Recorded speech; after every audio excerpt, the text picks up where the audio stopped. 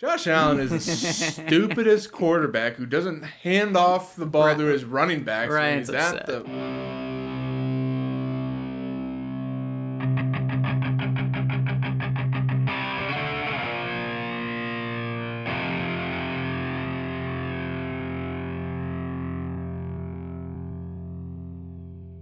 And welcome back to Couch Football with... Luke and Ryan. See? Participation. So, we've got some Week 14 reactions. We've got NFL news. We've got 2 segments in the middle, and then we've got 2 game previews. So, let's go ahead and get into some reactions. So, the thrilling conclusion that we set up from last week on, Ryan and I both fighting each other, who will make the playoffs. Turns out the answer is both of us. Thanks to a little guy named Nolan, who beat the other contender that was contending for one of the final slots. So, Yeah, probably best not to name him. We don't want to open any old wounds. He's probably over and done with it. So yeah, we'll just let him heal from now on. Well, for a while it was looking like all we had to do was we had to both beat the median. Well, maybe you had to go 2-0, but we both had to basically beat our league median, which we did. And then not only did the other team not hit the median, but Nolan's team of nobodies, because he sold his roster, turned out did pretty well for him. Even with Daniel Jones getting injured and getting 0.8 points for him. So, any given Sunday, I guess. Okay. You're just adding insult to injury. He's going to be so upset. He doesn't listen. It's fine. The Cowboys are 6-6. They might not even make the playoffs. 6-1.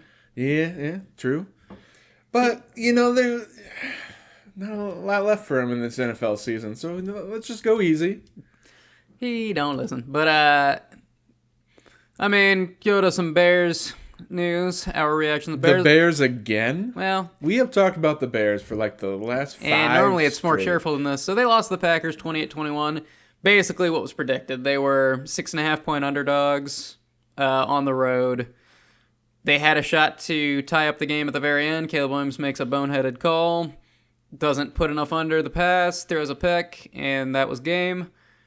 I will say, though, as a Bears fan, maybe it's because I've had to watch them lose to Green Bay 1,000 times in my life, but there's stuff that you can be encouraged by in that performance. Like I said, on the road, 6.5-point underdog, and they had a shot there to tie it. Ben Johnson said if they would have scored, they would have gone for 2. They had a successful 2-point conversion earlier in the game. So, they play again in 2 weeks. They'll be playing in Chicago, so I think that there's things that you can take away from it. By the time they do play, Tremaine Edmonds might be back on defense, so I think there's stuff that Bears fans can be hopeful for. I will say one thing about the Bears this year is I feel like in previous years, when the Bears have a little bit of a hot streak going, in our minds, usually, it's, once they take that one loss after a winning streak, it's all over. They're just going to continue losing. But they had a little streak going earlier in the season. Then they had a bad loss to the Ravens, and then they went on I can't even remember what the streak was, 7-week winning streak after that. Yeah, shorter than that. But so I think Ben Johnson knows how to get the team to respond to a bad loss. They've got a good matchup against the Browns now. And you know what? The Packers, we're going to talk about it in the game preview section, but the Packers are going up against the Broncos. So Bears control their own destiny, basically. They'll have a shot to win the North. Even this week, they'll have a shot to do it. So will they, though? They're playing the Browns this week, and you had just lectured me that the Browns' defense is top 5 in the NFL. The Browns' defense is very good, but their offense is terrible. So you got the legacy of Shadur Sanders. Doesn't mean anything. At the helm, you got Deshaun Watson coming back. Oh, my gosh. It's so terrible. But, yeah, no, Browns are a nice matchup for them, so hopefully they'll bounce back from it. Fantasy news, Michael Wilson continues to dominate. Well, fantasy reaction, Michael Wilson continues to dominate as long as Marvin Harrison is out. In the games where Marvin Harrison is out, he has scored, with Jacoby Brissett at the QB, that's also an important add, Without Harrison, he has scored 33 points, 21 points, 37 points. Looking like a potential league winner as long as Harrison stays out. I will say Harrison did not practice on Wednesday, so there's a shot there. I will say, though, they got a tough matchup. They're going up against Houston. So in all of those games where he's gotten all those points and yards and all that, he's gotten double-digit receptions with 15-plus targets. So it's like he's Jacoby Brissett's panic button. Are we about to claim what I think we're about to claim? What? Michael Wilson is Dollar Tree Puka Nacua. Dollar Tree Puka. I think that's fair assessment. Gets 15 targets. Yeah. Clearly a safety valve for the quarterback. No, I'm there. I'm there with you. It's a fairly good analogy. Okay. I mean, that's all I've got for reactions. I mean, I feel like it wasn't a super eventful week. Fantasy-wise, I'm thankful. I've finally been playing in 3 leagues for a couple years now. Never made the playoffs in every league, but finally pulled it off this year. So, took a little bit of a miracle, but pat myself on the back. Wow. He actually just pat himself on the back if you couldn't hear it through the mic. That's right. So, it's a little... I mean, you're in the playoffs, so I guess there's a little bit of... I mean, I'm more than likely going to be a first-round exit to Robers in our league, but you know what? That's my worst team is in our league. So I keep hope in the other leagues. So, I'm just happy to be included. Saying that you're going to be out in the first round on the podcast is, it's superstitious. So... Well, Robers texted us yesterday and was like, you got it. I've been on a losing streak. I'm definitely going to keep... He got it first. That's right. Robers outbeat me with jinxing. Yeah. So are we going to talk about Jaden Daniels playing and then not playing and still not going to be playing? That was a short that we posted that, just didn't really catch the YouTube algorithm's eyes, but, go back and watch it, and just look at the fact that Ryan and I, we just have Jaden Daniels' health, that was our number one concern all the way through. Clearly we care more about him than the Commanders organization does. And Ryan, did you see the play in which he got re-injured? I did not see that play. Was it gruesome? So he threw a pick to No, it wasn't very gruesome. It was just he threw a pick to Andrew Van Ginkel for the Vikings and trying to chase down because there was a good run after the catch after the pick. Trying to chase him down, one of the other Vikings D linemen just kind of threw a block on him, kind of just pushed him down, and he landed on his bad arm. And that was it. And once again, like we said last week, it's a meaningless game. Your team is not going to make the playoffs. Stop risking the health of your potential franchise QB. Yeah, but it's the same every week. I mean, you got to give Jaden Daniels experience, right? He played 5 years of college football. It's college. And they got to the NFC Championship game last year. Yeah, much different. Much different. Is it now? Yes, the analysts will say NFL is much different than college. I will say, I mean, obviously, Caleb Williams is picking up a lot of flack this week because, he threw the game away, and it was a bad decision by him.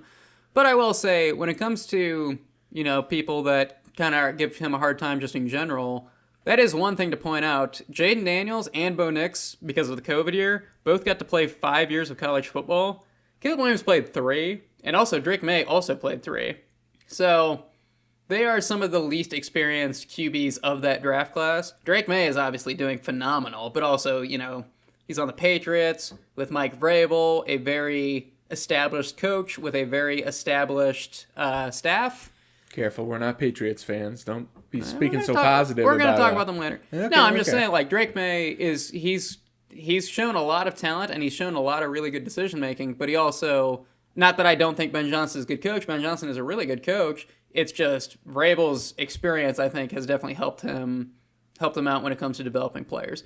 But yeah, that's just one thing I wanted to point out because, last year it was a lot of Jaden Daniels, Caleb Williams. A lot of people calling Caleb Williams a bust, saying they should have taken Jaden Daniels. Jaden Daniels got a lot more experience in college. So, and you draft a guy like Caleb Williams because of the talent that you saw in that short span of time that he was a starter.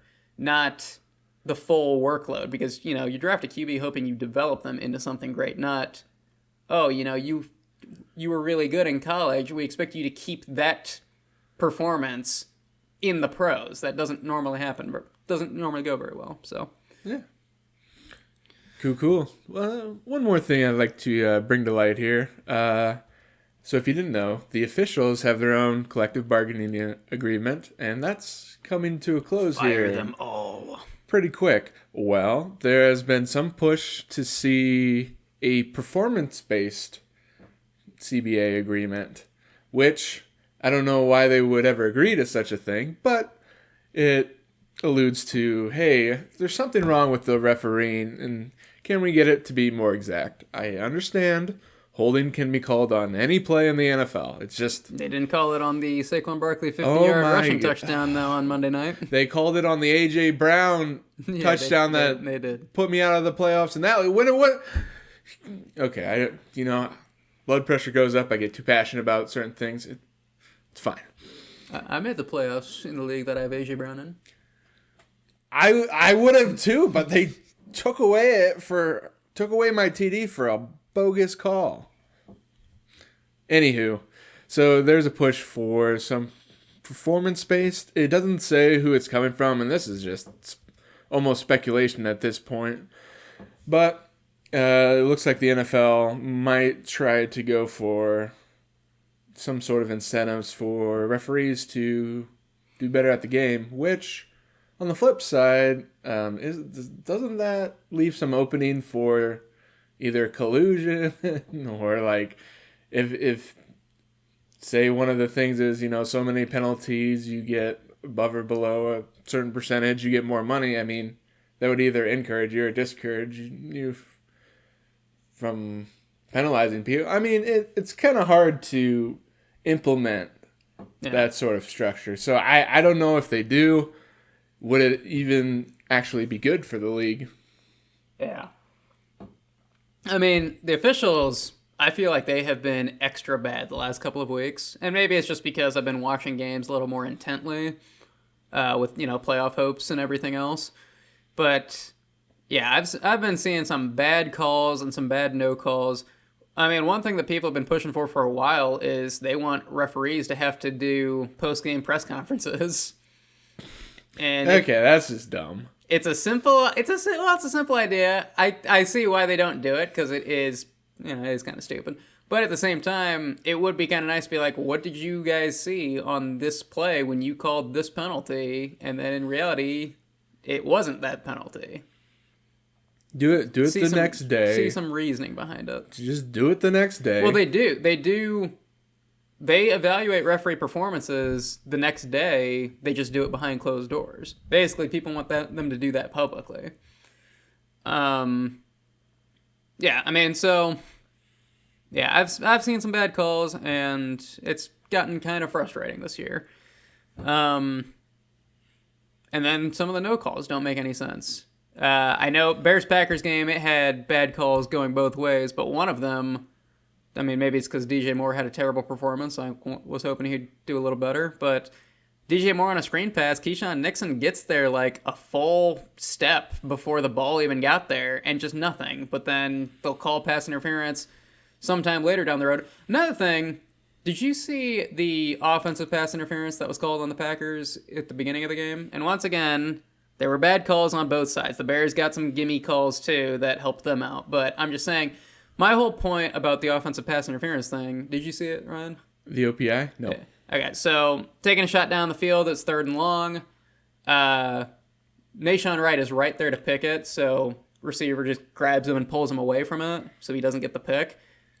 OPI should be, in a scenario like that, the referees should be able to make it a loss of down, because there's no penalty then. They called OPI, but it was 3rd and long, so obviously the Bears decline it, but it also makes it to where the Bears don't get an interception. In that type of scenario, like, referees should be able to be like, okay, it was 3rd and long, they committed OPI. In this case, we can assign that as a loss of down. Because otherwise, what's the point of that penalty? It's just stupid. So, and it's rarely called anyways, but yeah, OPI can make me upset. Okay. Grievances out of the way, I guess. Let's check in on the news team. News team, assemble! Okay, so the newest news that we've got that came through an hour ago was Tyrone Tracy, Giants running back, practiced fully on Wednesday and is good to go. Which is interesting news, just because Devin Singletary probably would have been a really good fantasy play if he was alone in the backfield. He got a touchdown the last game they played after Tracy went out. He got like 14 carries, too. Yeah, so as long as that backfield is a timeshare, neither one is for fantasy viable. So I mean, I don't know if you're flexing either in the playoffs, but if you are, you're hoping for a TD. They'll probably each get 7 points or something. I'm thinking about Tracy in one league. It's a half PPR league, and it's between Tracy and like Keenan Allen. So it's a decision I'll have to make, in the coming days. And it's a tough one. Tracy will probably get more guaranteed touches, and Keenan Allen has been really up and down. So, yeah, but he'll be good to go, so it will be a timeshare again. It was one of my sneaky pickups, was picking up Devin Singletary while the Giants were on the bye, thinking that maybe Tracy would miss extended time, but turns out he didn't. Buccaneers activated Mike Evans and Jalen McMillan from IR. Great for the Buccaneers. Fantasy-wise, bad for Godwin, bad for Egbuka. Actually, maybe good for Egbuka. Now, maybe he won't get so much double coverage because you have to double cover Mike Evans. But also impressive that Mike Evans is coming back from, wasn't it a collarbone? Yeah. And he's coming back from it before the regular season's even finished, so good for him. We talked Jaden Daniels. Jaden Daniels re-aggravated the left arm injury. They already declared him out. Ryan, who has Marcus Mariota in our Dynasty Superflex League? I have no idea. I don't really care. He's not really that good of a QB. Me. That's why he's kind of 16 points a week. String and the backup and not the starter. 16 points a week. But I guess if you want to back up that. Playing as the starter, I guess you take Mariota. Play him over Tyrod Taylor. Probably play him over Bryce Young. Actually, it depends. Bryce Young is so here and there. I would take the upside of potentially 30 points from Young than the mediocre 12 points you're going to get from Mariota. Mariota has not finished with 12 points in the games that he started. 13? No, at one point, there was a week where I played him over Bryce Young, and he got 22. But yeah, I have Mariota. And I didn't drop him when Jaden Daniels came back, so because I was like, Jaden Daniels, they're just going to keep running him until he gets injured again, and that's exactly what happened. So, Raiders, QB, Geno Smith, unlikely to start on Sunday. Kenny Pickett in line to start Philadelphia versus Philadelphia. It does kind of make me wonder, why have they not pivoted to Kenny Pickett sooner, given how Smith has been performing? Because they paid Smith. Monies and monies and monies. I mean, that you see players that are getting paid a lot get benched in previous years. Drew Bledsoe and Tom Brady, that happened. Kyler Murray, I guess, now. Yeah, I guess Kyler Murray. But, injured, but Pickett, I mean, granted, it was kind of garbage time, but it was against the Broncos defense, and I believe they had all their starters in. He went 8 for 11 for 97 yards and a touchdown, and that touchdown pass looked pretty nice. So maybe there's something there. Ryan, who picked up Kenny Pickett in our Dynasty Superflex League? I have no idea. Oh, it was me again. $0 bid. You can have Scooping up all these backup QBs. You can have him. QBs are, for the audience, QBs are very scarce in that league. On a week-to-week basis, the top available QB is Matt Ryan. Nice. Who is a analyst for, I believe, CBS. Yep, he's retired. Along the same line, though, of who has the best trade candidate for a QB in that league, Luke? I don't know. You have Geno Smith. I have Mac Jones, who debatably is the best trade candidate. Yeah, so we'll see. Just know that I saw them there. I could have bid or picked them up. I decided not to.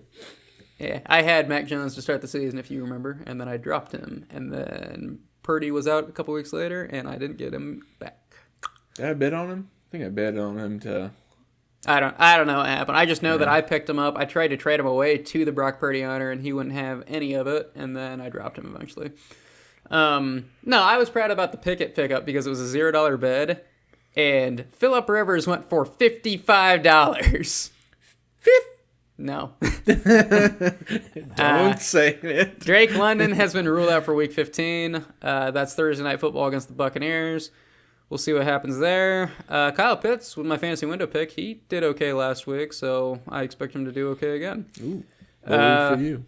Tyrod Taylor and Justin Fields both didn't practice on Wednesday. Brady Cook is getting first-team reps. The Jets are a dumpster fire. What are you gonna say about it? I think you just said it. Yeah. And then the big news on the week was, actually, before I get to that, T. Higgins went into concussion protocol again. That's his second concussion. He missed a game, came back, and then went right back into concussion protocol. Probably going to miss extended time now. Back-to-back concussions like that, the NFL takes pretty seriously. Zach Ertz diagnosed with a torn ACL, which sucks for him because he might be calling it quits after that. Zach Ertz went on IR. And you have Eckler as well. I mean, the Commanders. Yeah, they're falling apart, but couple unfortunate injuries there this year. Yeah, Ertz with Jay Daniels playing. Well, actually, even with Mariota, he had like 20 points with Mariota against the Broncos, so he was a good tight end streamer. But yeah, so that might be it for him. We'll see. And then the big news was the Colts brought in Phillip Rivers. Yay! For a workout, and then he signed to the practice squad. And when everyone saw he was coming in for a workout, pretty much everyone's reaction was the same. It was, but you know what? He signed. I listened to his press conference today. He seems like he's got the right attitude about the whole thing. He said he doesn't expect to come in there and be a savior. He said, he knows what the team does well, and it's they play good defense and they run the crap out of the ball. So he knows that he's stepping into a game manager role, and we'll just see. He might play this week against Seattle. Not a good idea. Seattle's a really good defense, and his body is very unconditioned. But we'll see what happens. No one had that on their 2025 bingo card. Oh, speak for yourself. I mean, I didn't either, but I don't want you speaking for me. Yeah, and Daniel Jones decided, Phillip Rivers asked him about wearing number 17, because that was Daniel Jones' number, and Daniel Jones gave it to him, so he will be wearing the same number that Daniel Jones was wearing. Daniel Jones, I guess we haven't touched on it yet. Daniel Jones tore his Achilles.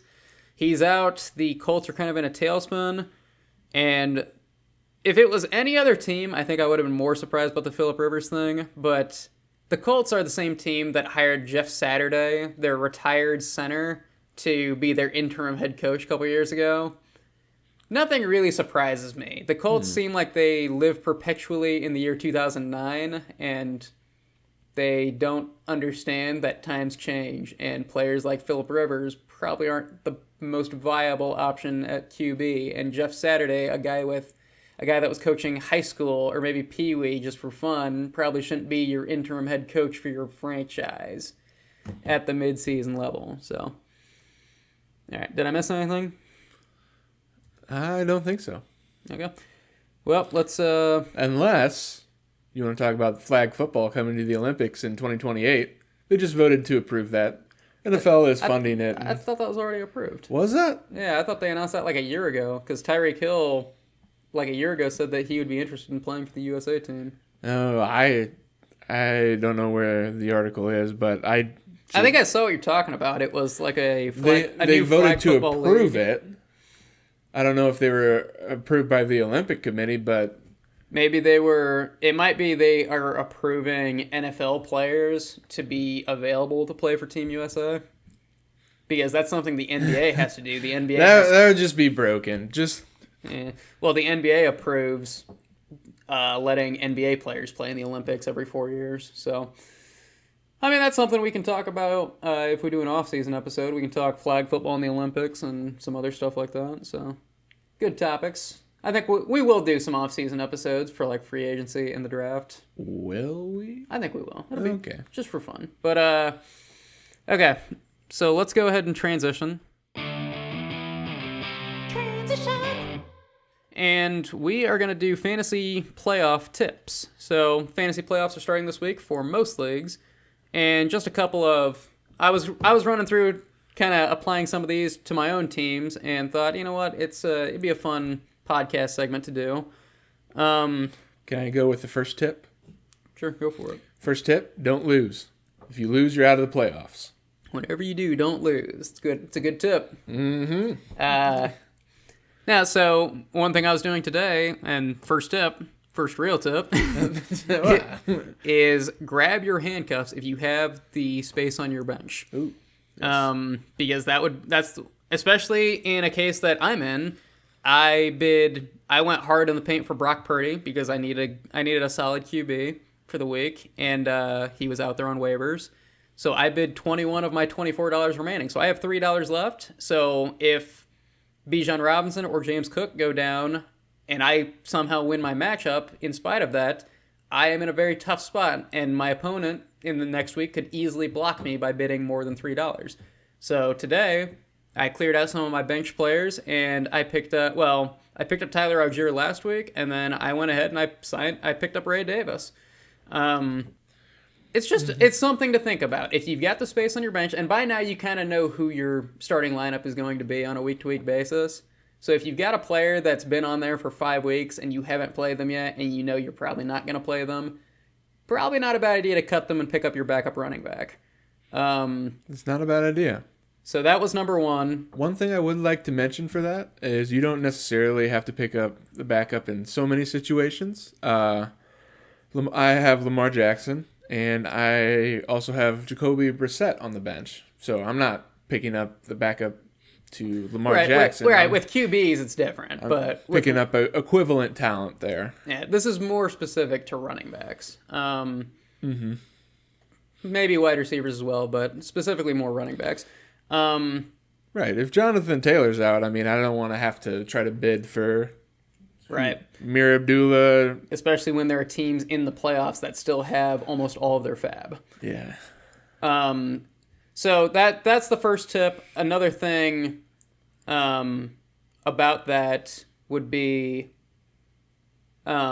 with James Cook specifically, you have a choice between Ty Johnson and Ray Davis. If you remember the last time Cook missed time, it was Ray Davis, even though Ty Johnson gets more, he's the passing down back. He maintains that role when Cook goes out. That's something to remember if you're a James Cook owner. Another one, handcuff to be looking at and potentially blocking if you're going to be playing the McCaffrey owner at some point, which is my next tip, is Brian Robinson. Ooh. Brian Robinson probably out there on waivers, and he's not a bad signing because if McCaffrey goes down, Brian Robinson will be a potential league winner if you stay in the playoffs. But that brings me to my next tip. My next tip is the exact opposite. It is grab your potential opponent's handcuffs. So if you know that you're potentially going to be playing the McCaffrey owner in a week, maybe scoop up Brian Robinson. If you can block someone from getting their backup running back, and you know that you're going to play them, and they don't have other options, like, you're going to help yourself win.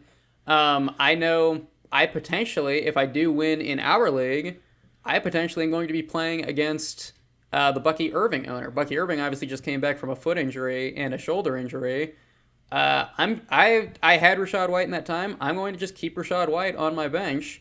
And I know Sean Tucker is already rostered in that league. So if Bucky Irving does re-aggravate his injury or something, I have everything covered in that sense. And then the third tip for me, and it's kind of, this one is pretty obvious. This is one that a lot of people bring up, but it's still important to say. This is more specific to defenses. Look ahead at schedules, especially if you have a first-round bye. If you have a first-round bye, maybe you had Denver's defense. Hold on to them this week, and they've got a bad matchup against the Packers. Hold on this week, and then play them in the following weeks, because their matchups are going to get better. Yeah, you look at a defense like, say, let's just go wild here. Let's throw out the Cowboys' defense. 30th on the year in fantasy points. However, this week they're playing Minnesota. Next week they're playing the Chargers. Week after that they're playing the Commanders, and then they finish with the Giants. I mean, one of those weeks you might want to play him. The last time they played Washington, they got 16 points. So there could be a defense that you pick up for just 1 week. Just look at the matchups. It'll be matchup dependent, and so on and so forth. Yeah. And I mean, it can be the same for other stuff too. If there's a receiver out there that is going to have some plus matchups in a couple weeks, you can scoop them up. Maybe they're a boom or bust play. And that brings me to the next one, which is be mindful of your roster construction. If you're playing, say you're playing in a 3-receiver league like we do, if you have 2 consistent guys and you are projected to lose your matchup by a couple points, maybe look towards a more boom or bust play, potentially like a Devontae Smith. He's got a plus matchup. Or look at one that's kind of far out there, and it's a risky one for sure. It would be Darnell Mooney. Darnell Mooney, yeah, he's a risky play. 3 weeks ago, 16.5 points. And then after that, not good. But he's in a plus matchup. His team is 4.5-point underdogs on Thursday Night Football. And we know when it comes to Mooney, he's just a 50-yard touchdown away from having a good fantasy week. So that's everyone. That's 11 points. Now, because Mooney runs like exclusively deep routes for Cousins. Yeah. So yeah, with Mooney's a risky one. I have him in one league. I'm not going to play him because I have better options. But if you don't have better options and you're looking for, if you just snuck into the playoffs with like a 7-7 record and you're projected to lose by 10 points, you're going to need to probably take some dart throws. Jackson Dart. I mean, he's pretty boomer bust. Yeah. Yeah. So that's pretty much it for my playoff tips. I don't know if Ryan has anything to tack on. I just have one more to add. The tip is to play your starters. And it might seem a little strange, but I will give you an example. I have both Zay Flowers, who is going against Cincinnati this week. Not a good matchup for him, apparently, is what Sleeper is saying. And I have Khalil Shakir, who has a good matchup against New England. Flowers is projected more. He's been my starter all year. He's had weeks where he hasn't done well. He's projected more points. However, I'm not going to switch him out for a better matchup for Shakir. So have faith in your team, in your starters, play them. I mean, that's a fair point, but also I would like to tack on don't feel obligated to play players that haven't been doing well for like 4 weeks. If you've got a player who got 20 points and then hasn't done anything for 4 weeks and you're still playing them because you know they got you 20 points a couple weeks ago, at this point of the playoffs, make sure that you have the guts to bench that player. Bench Stephon Diggs comes to mind. Gotcha. Bench Lamar Jackson. He did single-digit points for a while. He did fine with recently, but he's actually getting hot right at the perfect time for you.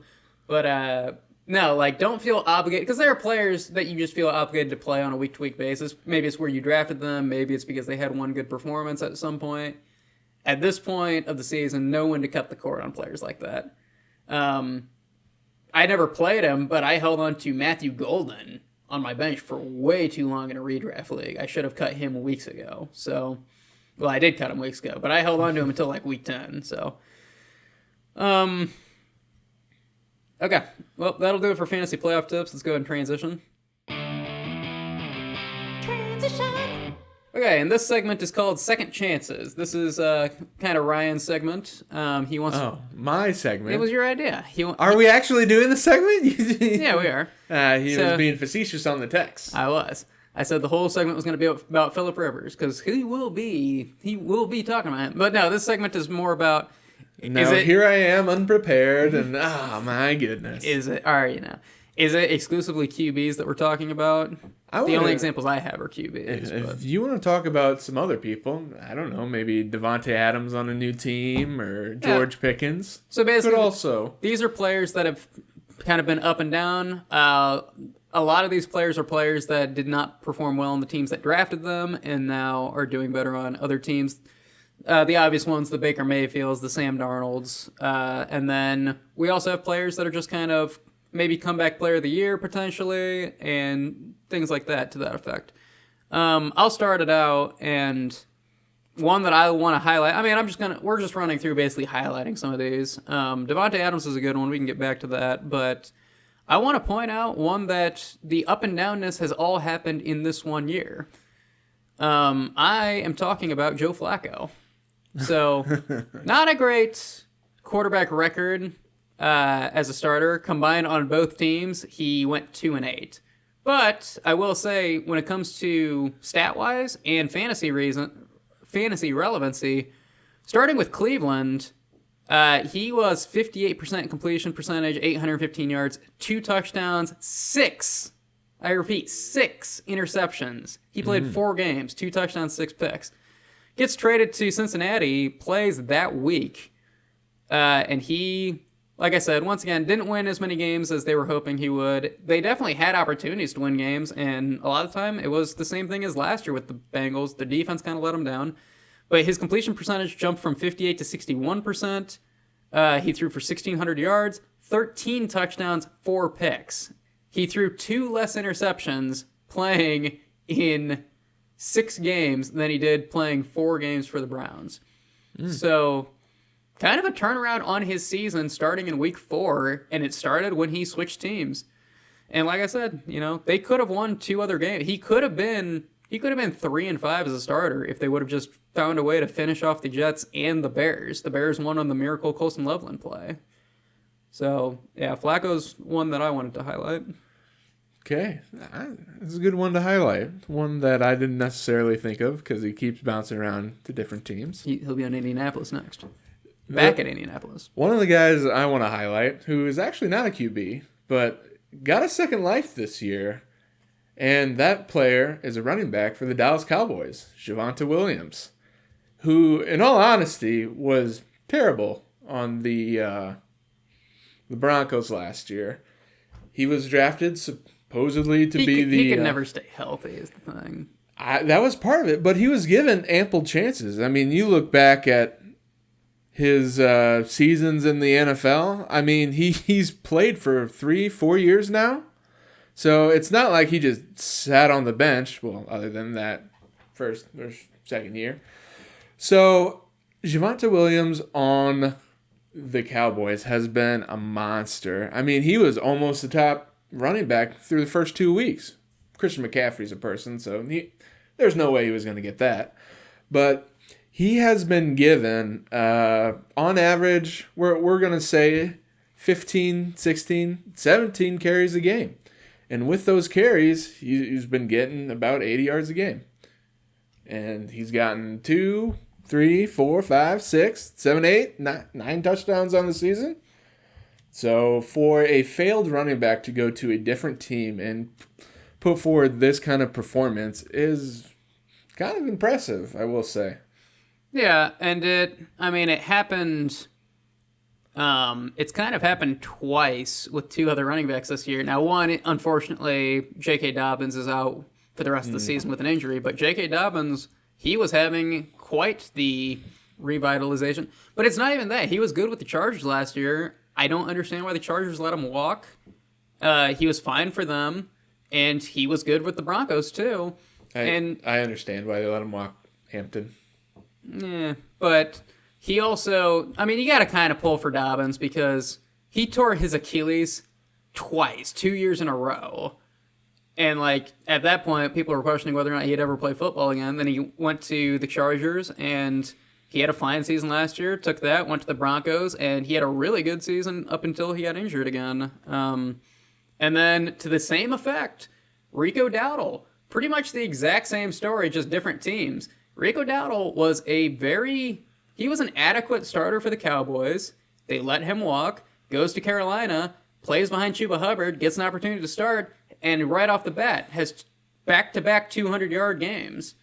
And obviously his stats have kind of declined ever since Chuba came back, but he's still, he won over the starting job. He's still a very good running back. It's just, he's getting split. And, as fantasy managers... You're upset about, the split between him and Chuba, but as an NFL fan, if you're a Carolina fan, you're happy that it's a two-headed attack because you want Dowdle to not get burnt out before they might be making the playoffs this year. So load management is important at that point. Do we want to talk about Devontae Adams then? We can mention him. I mean, he's been doing decent on whatever team he plays on. So, Yeah. second life, I mean, it's like his fourth or fifth life, and he does well on whatever team he's playing. So, yeah. The Jets experiment didn't work, but, I mean, the Rams, he goes from one old quarterback to another old quarterback, but playing opposite of Puka seems to really help him. So. One person I would like to mention, in addition to, if we stay in the same receiver vein, would be Deebo Samuel, wide receiver now for the Commanders, used to be wide receiver for the Niners. Deebo Samuel jumping on a team with Scary Terry and Jaden Daniels was, at the time, was he Offensive Player of the Year last year? Or rookie? I don't remember, but he had a very good rookie season. So going to a team where he's probably not going to be the number one receiver, started off the year really hot. I mean, 10 targets, 8 targets. He had another 11-point game somewhere in there. And he had some games you weren't too impressed, but he was definitely utilized both in the passing game, in the running game, and the kick return game. Yeah. So he didn't just fizzle out and phase out, at least not yet. Yeah.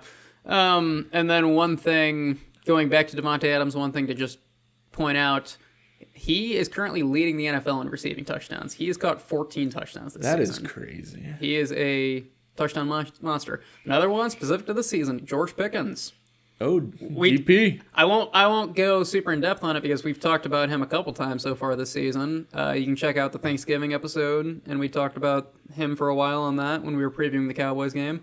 But Pickens, he's going to get a contract from the Cowboys, and if he doesn't get a contract from the Cowboys because he's on a 1-year deal, or he's on his last year, if the Cowboys don't sign him, which they will, they have to. But if they don't, he's going to get paid somewhere else. Like, him playing the way he's been playing this season, he has gotten himself he's probably locked down $20 million a year at this point. Somewhere in that ballpark.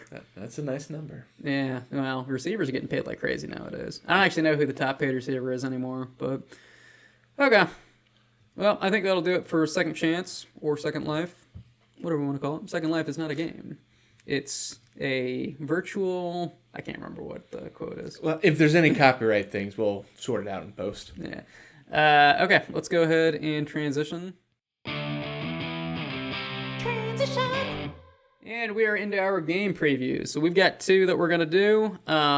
Neither one is really primetime. We got one at noon and one at 3:25. Primetime slate is just kind of looks like it's going to be boring this week. Vikings-Cowboys are playing Sunday Night Football. That's the example. But the game we're going to preview is we got the 9-4 Bills at the 11-2 Patriots. So the Patriots upset the Bills earlier in the season, back when people didn't think that the Patriots were really that good. It was a 1-score game. Just lost by a field goal. It was a 1-score game, but at the time, people thought the Patriots were still like heading towards like a below 500 season, and they upset the Bills, and now you can kind of see why. Their team's playing really well. They've got, like I've said before on the podcast, I'm a big fan of Mike Vrabel, and the Titans firing him it was so far out of left field. And then I don't think he did anything in between the Titans and the Patriots. He took the year off, I think, and then signed with the Patriots, which is the team he played for, and now they're 11-2. Now, they've had a relatively easy schedule, but I mean, I think the numbers speak for themselves. They are dominating most of the teams that they play. And then the Bills at 9-4, the Bills are in a situation where you gotta have it with some of these games, and especially this year, a lot of people are pointing this out. With this year, the Chiefs are probably not going to make the playoffs. People are questioning whether or not the Ravens will make the playoffs. If there was ever a year for Josh Allen to finally get to a Super Bowl, it would be this year, because the Chiefs have always stood in the way for him. So this is his time. I mean, Bills right now are second in yards per game, so they seem to have the tools to go on and get it. Yeah, they just lose. They lose games in some bad ways. But I mean, they pulled it off against the Bengals. They were losing to the Bengals, and then one pick six, and then very next drive, another pick by a linebacker, and Bills snuck out the win. So they're hot. They got some good traction off of that game. The Patriots obviously have had good traction all year. They're on a huge winning streak. I guess let's do the betting lines before we say any more. And look at that. Vegas is not accepting any bets on this game. Because it's way too close. Hey, hang on, let me guess. I'm going to say Patriots 1.5. Oh, you must have looked at it before. I did not. We're not going to do that because that's not correct. It is actually Buffalo at -1. Okay, that's interesting. I mean, it's still at 1 point. Over under what I expected. Is at 49.5, which makes sense. These are two high-scoring teams. Yeah. And then popular vote is for New England to win. And this is out of 10K people on Yahoo. I mean, it makes sense because the Patriots. I'm a little surprised that Buffalo is favored. It's an away game for them. They lost to the Patriots earlier this season. Patriots have a lot of traction. Buffalo has lost some games that they probably shouldn't have lost. So I'm a little surprised by that. But injury-wise, Josh Palmer is questionable, receiver for the Bills. He's pretty much the only. Joey Bosa is questionable, and Terrell Bernard is questionable. These are the only significant player injuries for the Bills. And then for the Patriots, Vidarian Lowe is questionable on the offensive line, and then Jared Wilson is also questionable. And then Harold Landry on defense is questionable. But both teams pretty healthy, relatively healthy for this stage of the season. I actually did not realize that Tommy DeVito is on the Patriots as the third-string quarterback. I thought he was still with the Giants, but old Tommy boy just keeps getting passed around. You know him. Did you find your phone charger, Ryan? Yeah, we about at 2%. Can't get the betting lines with the dead phone. So, your phone battery must be terrible. You had to charge last week. Okay. So fantasy-wise, we'll just run through these real quick. Drake May, you're starting. Travion Henderson, you're starting. Ramondre Stevenson, probably not starting in the fantasy playoffs. Nope. That's too tough. Stephon Diggs, he's had some down weeks. He's also shown some good weeks. I'm 50-50 on him. I think what I was saying earlier about the whole boom or bust thing, if you've got two pretty consistent receivers, then flexing or wide receiver 3, Stephon Diggs, probably not a bad call because he is capable of that 9 reception for 150-yard game. I think you fire up Diggs regardless. Patriots are second in passing yards per game, so yeah. I think you... But the ball gets spread around so much. And that's the case with both of these teams. Both of these teams are frustrating for fantasy because both teams spread it around. You don't know who's going to lead the team in receiving for any given week. It might be Diggs, it might be Booty, it might be Matt Collins, it might be Hunter Henry. That being said, Hunter Henry I'm playing. Matt Collins, I don't think I have the guts to play him. Kayshon Booty, very 50-50 on him. Depends on who else you got. But I think Booty has showed enough. He's good in the red zone, so I think you can play him. Patriots defense, Bills not a great matchup, but I will say their defense has been really solid, and if you probably already have them, if you really don't want to drop them, I think you can roll the dice and keep them in against Buffalo, because Josh Allen, he will turn over the ball in bad circumstances, and the Patriots are capable of creating those bad circumstances, so... They're the number 10 defense on the year, so you play your starters. So. They play better than they look, though, is the thing. And it's only a matter of time till they break away on that. Yeah. If you can avoid it. But if not, it wouldn't be a terrible defense to put in there. Yeah. And then on the Bills, Josh Allen, probably a must start. Josh Allen is the stupidest quarterback who doesn't hand off the ball to his running backs. Ryan's upset. I mean, I'm upset, too. I have Cook, too, and... But it is Josh getting Allen old. literally had like 10 points going into halftime. He ends the game with 37. I will say it is getting old, the old 3rd and goal from the 1-yard line, putting James Cook in the game, and then they roll play action every time on that. That is getting old. If you're a James Cook manager, you know the pain that we're talking about, because the dude's a touchdown away from going from a good week to a great week, and they keep robbing him of those. And also on the goal line, they'll sometimes bring in Ty Johnson or Ray Davis. The Bills don't care about our fantasy football. That's what it comes down to. They need to start caring. Josh Allen would have been fined 31 or 37. James Cook could have used that TD. And then Shakir, so Ryan was talking about him earlier, he isn't a good matchup, so he is flex potential, wide receiver 3 potential. That being said, he's the only wide receiver that I'm willing to play on Buffalo. Not playing Josh Palmer, not playing Gabe Davis. And then Dalton.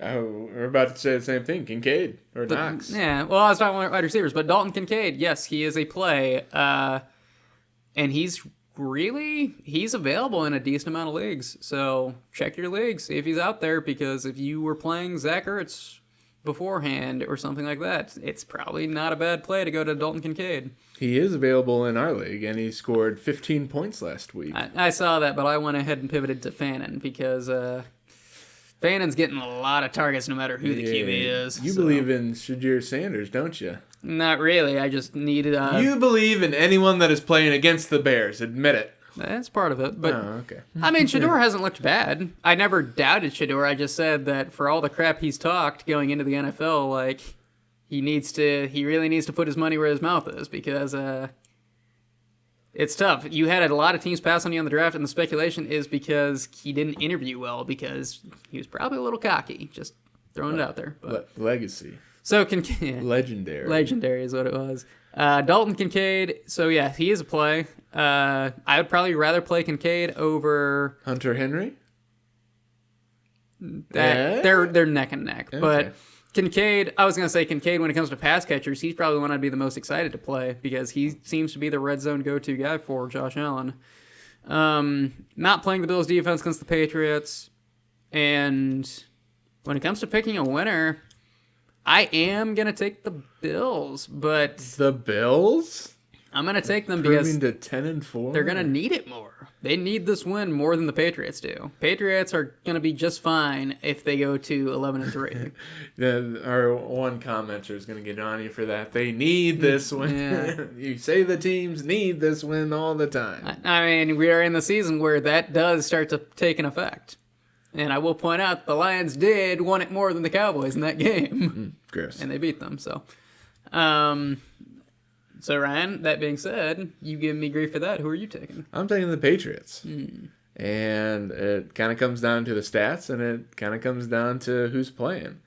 If you look at the stats, the Patriots really aren't the best in any category, except for pass yards. They're number 2.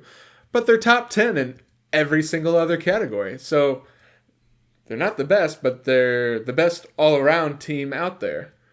And then you look at Drake May, who's thrown more touchdowns than Josh Allen by 1, less interceptions by 4. And you say, hey, here's a team that can move the ball. They have a decent third down efficiency rating. And I feel the Patriots are just going to run away with this. They're at Gillette Stadium, so it's a home game for them. And I think the Bills are just going to poop the bed like they do in these certain games. Yeah, we'll see. Okay. Next game, so we got the 9-3-1 Packers at the 11-2 Broncos. Talked about it a little bit earlier. This will be the Bears' opportunity to take back the North this week. They have to beat the Browns, and the Broncos would beat the Packers in the scenario. Betting lines, I like guessing these, but I'm gonna say Broncos by 2.5. Nope. Well, depending on which way you look at it, it's Green Bay at -2.5. So they're taking the Packers to win by a field goal? Yep. Interesting. A little bit less than a field goal, but I mean, I don't hate this is Yahoo Sportsbook, so they might be a little edgy. I don't hate the line though, because I mean, I've been kind of critical about the Broncos all year, but it's because the Broncos have had a pretty easy schedule. So they are, I'm not going to say fraud, but the 11-2 record can be deceiving. Contender or pretender? I did that earlier. I said pretender. Yeah. And I still don't think that they're an amazing team. They beat the Jets by 2 points. They beat the Giants by 1 point. They beat the Raiders 7-10. And at this point, their 4-point victory over the Eagles is getting less and less impressive as the Eagles continue to fall apart. They beat the Commanders with Marcus Mariota 27-26. They probably should have lost that game. The Commanders went for 2. And if that was an overtime, if the Commanders went to gone for 2, or if they would have actually gotten that 2-point conversion, Broncos would be 11-3 or 10-3, 11-3. But yeah, no, 10-3. Man, I'm all over the place. But no, the Broncos, I do think they're a decent team. I think Sean Payton's done a good job as their coach. I just don't think that. I think they've ridden a pretty easy schedule so far to their record, and they have not played super well against good teams. They also haven't played that many good teams. They played the Chiefs. Are the Chiefs a good team? I don't think they are. They lost to the Chargers by 3 points. They lost to the Colts by 1 point. This was the Colts earlier in the season. So they keep it close no matter what, is what it comes down to. So I think this game will be close. I don't want to bet the spread in this game. But, yeah, we'll see what happens. With injuries, Josh Jacobs is questionable. He should play, though. Jaden Reed is questionable. He should play. Jaden Reed had a pretty decent game coming back from his injury. I think he got, 7 or 8 points in fantasy? Yeah, a couple catches. And he looked like, he was kind of the go-to guy on third downs. So he's no Christian Watson, but Watson is looking real good. A monster. He might be a playoff winner for some people. Could be, but this is a bad match. Let's jump right. Well, Pat Bryant is questionable for the Broncos, and now we can jump right into it. When it comes to fantasy, it's not a good matchup for receivers. The Broncos' defense is pretty stout against receivers. But, that being said, you can't bench Christian Watson. So you're playing Christian Watson probably no matter what. He is kind of boom or bust, but it's fine. You're playing. I'd play him over Shakir. Maybe play him over Zay Flowers. Yeah. Well, we talked about how Devontae Adams leads the league in receiving touchdowns. Christian Watson leads the league in receiving touchdowns ever since he got back from his injury, which was like week 8 or so. He's been catching. Like, him scoring a touchdown a game has been pretty realistic to bet on. So, you're playing Jordan Love, you're playing Josh Jacobs. Well, I think at this point you're playing Jordan Love. Back-to-back 3-4 touchdown games. He's been having a decent season. Yeah, and then Josh Jacobs, you're playing him. Christian Watson, you're playing him. Romeo Doubs, I'm out on. Jaden Reed, I think is flexible. It's not a good matchup, but like I said, on third downs, they really look for him. And if Love's having an off game, that Jaden Reed will get the ball in other ways. He'll get end arounds, and he'll get some rush attempts and whatnot. So yeah, play Reed if you're feeling a little gamey, but that's about where I'd cut the line. Yeah. And then Musgrave, you're not playing. John Fitzpatrick, you're not playing. You're not playing the Packers defense in this one. You're not playing the Broncos defense in this one. Well, some people are, but some people are forced to. You're looking at someone that probably will be. I thought you picked up somebody else. We'll see. We'll see. I have a different league. I benched them for the Jags, so we'll see what happens there. But on the Broncos side, you're playing Bo Nix. Probably. I'm not. He's a tough QB to trust, actually. I hate Bo Nix with a passion. We should go back to the beginning of the season when you said, and I quote, Bo Nix, best in show. I hate Bo Nix with a passion. And I hate him because you don't know whether he's going to be good or not. Yeah. And right now, he really isn't good. So I'm starting Aaron Rodgers over Bo Nix this week. I actually think you're right. I didn't think about this until I didn't really think about it until I said it, but I probably would be out on Bo Nix, especially against Green Bay. Mm-hmm. These pass rushes are gonna get after him. RJ Harvey, kind of touchdown dependent, but I think you're playing him. He got 17 rushes, 75 yards last week. I think you play him and you're pretty confident. Yeah. Throw him in as like a Judkins sort of level. Yeah. Cortland Sutton. I mean, basically with Cortland Sutton, you have to ask yourself this question in PPR scoring. Do you need 12 points? And if the answer is yes, then you're playing Cortland Sutton. He got 16 last week. Yeah, he did, but typically he'll get you about 12 points. No, he only got 12. Sorry. Yeah, there it is. And he probably averages 12 on the season if I had to guess. But, so do you need 12 points? If so, you're playing Cortland Sutton. That being said, I'm playing Cortland Sutton. I don't really have any other options. Only play him in PPR. If you're not in PPR, don't play him. That's also true. Cortland Sutton, who isn't playing PPR nowadays? But Cortland Sutton... There's a lot of freaks out there. We should do a standard league next year just for fun. Just to remember how horrible fantasy football used to be. And only one running back and 5 receivers. Yeah, that's what we should do. Okay, Troy Franklin, he's a dart throw, but I like him. I don't love him in this matchup, but I think you could get away with playing him in the flex. If you have 2 flexes. If you're playing in a 2 flex league, I think you can have Troy Franklin be one of them. That's the of agreement. Evan Ingram, he is a sneaky play. I don't have the guts to play him in fantasy, but I have the guts to take him in a DFS lineup, and I probably will. He probably will be my DFS tight end this week in a good amount of my matchups. Touchdowns haven't been there, so he's due for one. Yeah, you got that. And then I think that's it for fantasy on there. I think got to take a winner now. I'm going to take the Packers. They're favored to win. They're hot off a win. And like I said, I just don't really believe in the Broncos. They got a good record. And good records don't happen by accident. But I think the Packers are going to be a little bit better than them. Bold call. We are going to go opposite again. You just like being one of us will be right and one will be wrong. No, I'm going Denver. And the reason I'm going Denver is they have one of the best defenses in the league. So do the Packers. Okay.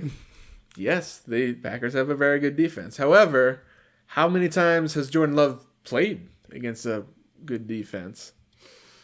A couple times. Yeah, I'm sure. Okay, I'm sure he's played against them a couple times this year. However, Jordan Love has thrown 100 less passes than Bo Nix. If you get those pass rushers in, and they're number 1 in sacks on the year, you get a lot of QB pressures. You get in on the quarterback. Even with all his receivers left or back, I think Jordan Love is going to feel a little bit more agitated in the pocket than he has these past couple weeks. I mean, they do. The Packers have a sneaky good O-line when it comes to picking up blitzes. Last week, as a Bears fan, was very frustrating because even when the Bears blitzed, Jordan Love still had 4 seconds to throw. Mm-hmm. And it's not because he's scrambling. He's just standing right there in the pocket. It's just they're so good at picking up blitzes. Okay. Well, I'm still going with the Broncos. I think it's going to be a very defensive game. I think they're going to smash the under.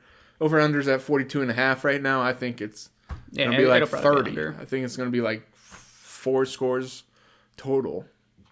Anywho. Yeah, possibly. Okay, so that'll do it for game previews. Let's real quick do our fantasy window. Fantasy window. Okay, so fantasy window. This is our time to jump up on the soapbox for players that are a little bit more fringe picks. Mine probably isn't that fringe, though, to be honest. It's just a player that has had a couple down weeks in a row now. I'm going with Deebo Samuel versus the Giants. Giants are 30th against opposing receivers. And the last 2 weeks, Deebo got 6 points and 10 points. But here's the thing. Zach Ertz is out for the season now. Terry McLaurin's back. So I actually think Terry McLaurin coming back helps Deebo. And Zach Ertz going out also helps Deebo when it comes to volume. So I think Deebo won't be getting doubled as much. And he will. I mean, the thing is, like, Jaden Daniels is already out, right? It's going to be Mariota. That does not deter me from playing Deebo, though, just because Deebo has had fine weeks with Mariota, but also Deebo doesn't have to get all of his points from receiving. Like, they'll run him a decent amount. They have a package where it's a Wildcat to Deebo Samuel. And I'm sure that somewhere on the play sheet they've got a trick play where he throws a touchdown. I'd very much like to see that at some point. Oh my. But yeah, so I think Debo's actually a pretty good play this week. It's a good matchup. Like I said, volume should be there. So mine is real fringe. If it's a Saints player, I swear. And it's Neely, the running. No. I'm actually gonna go QB this week. We're going to go quarterback for the Pittsburgh Steelers. Aaron Rodgers has a plus matchup against the Miami Dolphins. Got a rushing touchdown last week. First since like 2022. He's on a hot streak and subtly having a decent season. 20 touchdowns to 7 interceptions is pretty good. And you're against the Miami defense that is middle. They're the line for the middle of the road. They are number 15.